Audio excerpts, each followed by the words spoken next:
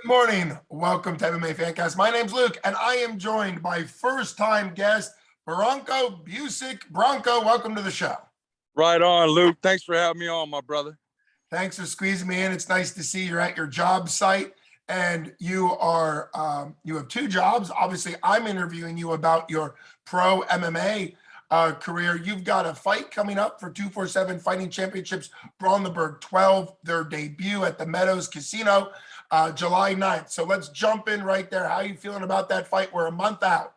Yeah, right on. I'm excited, man. I'm just trying to get my weight down a little bit, man. But besides that, man, all smooth, man. Enjoying the process as usual. Well, what is that usual process for you? Where do you train?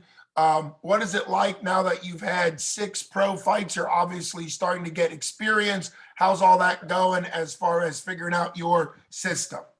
Yeah, very good, man. Very good. I'm training out of West Karate, and we're in West Virginia. I also make the trip up to Stout in Pittsburgh. But I would say West Karate is my home base. We got a group of guys that come together and scrap it out on Saturday mornings up at Stout. For the most part, man, I would say that's the roundabout.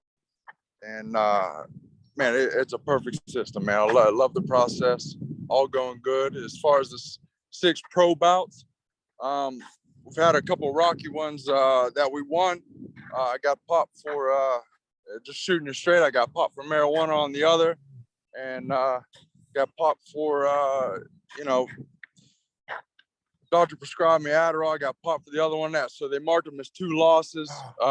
So in my mind, I didn't lose a fight, but as far as the system goes, I did lose for those reasons. But besides those 2 nicks on the resume, I feel good about how everything's going so far. Well, I appreciate your honesty and letting us kind of know no one's Yeah, right perfect. No one's perfect, and I'm glad you're learning. Some of those rules change state by state and all that stuff, so it can be a little complicated. We all know the Diaz brothers with marijuana as well, so it can certainly be a challenge. We've seen guys lose fights because that they had won because of doctor prescribed things before. We've seen that with an inhaler in the cage. So things definitely come up. But I think it's good that you've actually had fights go your way more than they haven't. Your record doesn't really reflect that. That's okay. That's the official record, but it's nice. So what is kind of your strategy? Like, as far as MMA, are you going to be well-rounded? Are you looking to be just a great striker? Are you looking to be a great grappler? Are you looking for submissions? Kind of, everybody has a different game plan. Sort of what's your easiest way to victory? Yeah, no. I like being well-rounded. My roots are, I come from Brandon Hinkle, Mark Coleman, Hammer House style. So they're old school friggin' wrestling. Take them down, ground and pound. I was going to say Mark Coleman's ground and pound, baby. Yeah, absolutely, man. So my dad had me wrestling at age 4. So I come up, obviously, I'm gonna blast double leg and try them all. But if we go to the feet, I really enjoy that. It's not my main thing, but I enjoy the standing toe to toe and dancing, and being a student of the game and learning the process, man. I'm studying film constantly, trying to improve my game as far as technique wise, and just enjoying it, man. So I'd like to say well-rounded. As far as jiu-jitsu goes, it's pretty much the same thing as wrestling, but you get to strangle some people, so it's all good. Yeah, it's interesting, obviously, with your extensive wrestling background. It's interesting that wrestling puts people in position for submissions, but they're not legal. So a lot of wrestlers already know how to literally get right to the submission. Now they're just allowed to use the submission. So I think that's a good transition. With your blast double leg, this isn't anything that's going to give a secret away. How skilled are you at avoiding the guillotine? Anytime I hear a blast double leg, there has to be strategy and a plan to avoid the guillotine. How skilled are you at that? There's been one person that has given me trouble with the guillotine. That's Chris Dempsey. Besides him, I haven't had any issues running through it. The guillotine, thanks to Dempsey, I've got a firsthand look at what I need to do to prepare for the guillotine. Thankfully, but, you know, wrestling at a young age, my neck is prepared for staying in tight and blasting through, you know, so I got a pretty good defense when it comes to it. I'm not going to say I'm invincible, you know, things do happen, but I would say I'm pretty solid with fighting out of it.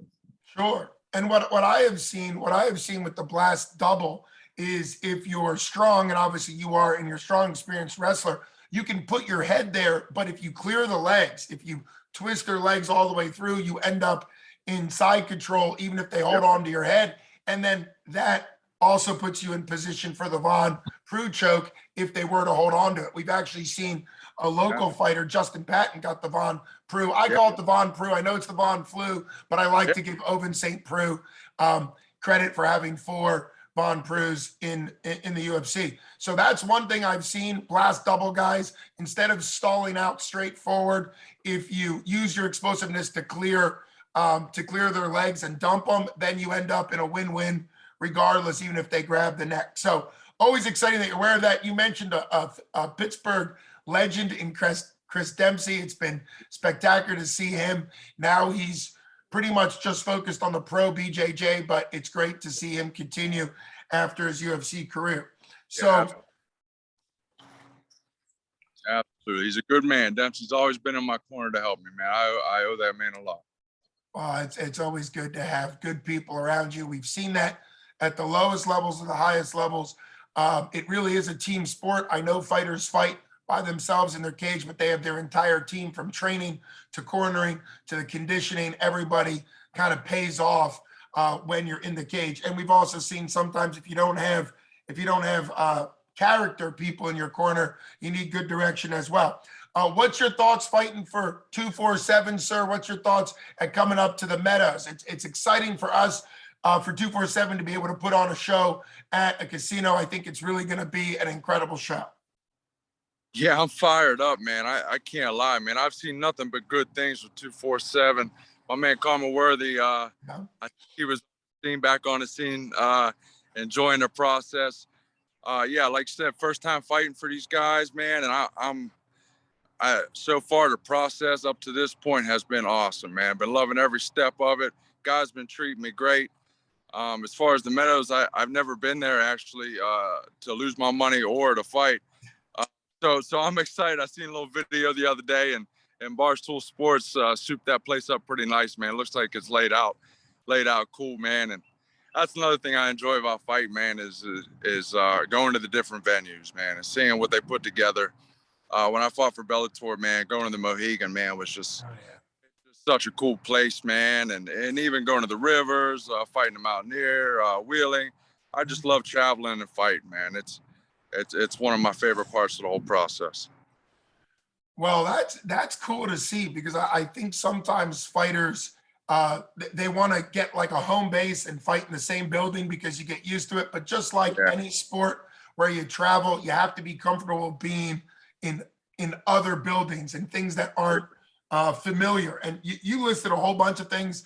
Obviously, Mexico-San is Bellator's home base in Connecticut, which is exciting. You've mentioned a bunch of other words. I've been to the Mountaineer. I've been to the Meadows, but only to bowl. They actually have a bowling lane there, and I've been there to bowl, but I've never been there for their event side. So I might be down the lane after my fight then. Hey, you didn't know they had bowling. There you go. I didn't know. Yeah, we're in business. You're into bowling. I feel like a lot of people have kind of are not as exciting. Bowling, at least growing up in the late 80s, early 90s, bowling was like the thing. But no, I'm no bowling expert, man, but I do enjoy it, man. We got a little place over here in Weirton. My daughter went the other day, and I love the smaller things, man. It don't matter.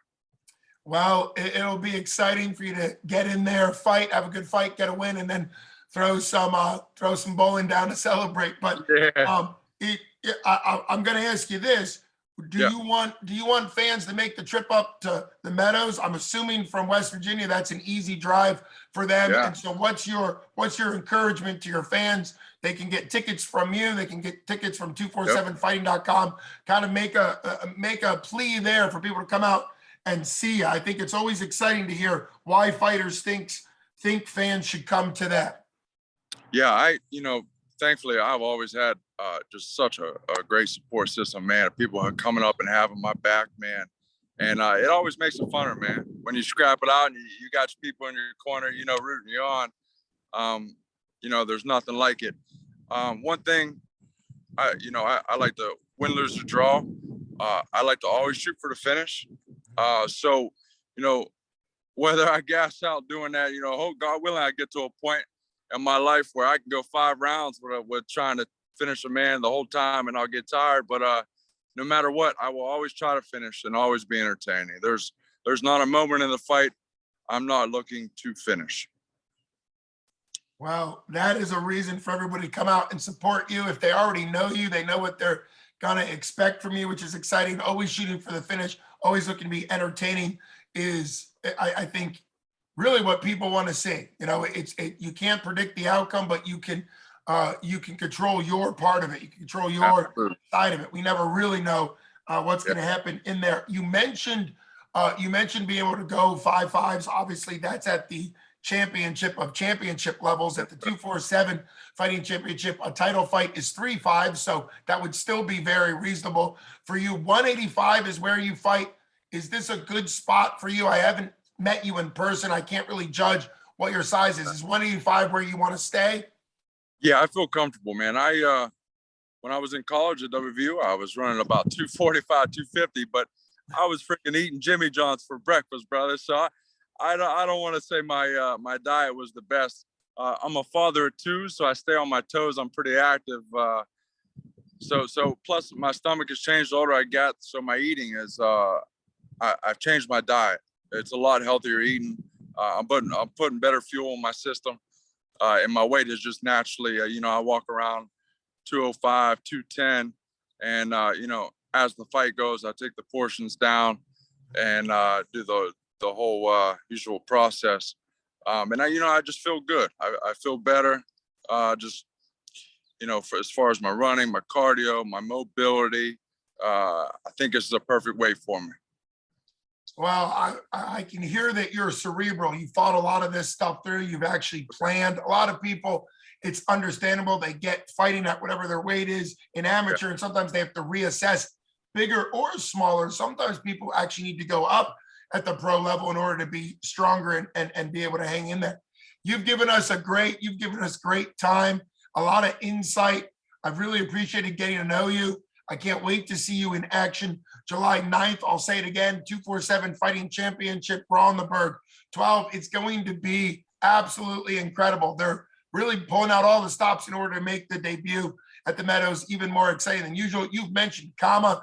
Kama's been their champ, and then he went to UFC. Then he came back and won another big fight. A lot of great fighters. We had John DeJesus fight and win a 247 strap and then go to Bellator. So it'll be exciting to watch your career. I think 247 could be a great place for you to really get the not only the fights and the talent level, so you're competing against good talent, but also the publicity and the focus. We've seen Bellator and UFC honor what 247's doing, and they know they're doing it the right way. So so exciting to have you on the show. Thanks for taking time out of your day. And everybody, thanks for watching. Thanks for checking in to MMA Fancast. Give us a like and a follow on YouTube and Facebook. And you've been listening to Branko Busick. You're the man, Luke. You're the man. man. All right, you're the man. Thanks a lot. See you on the 9th. All right, We'll bye. see you, champ. All right, Bye-bye. Bye-bye.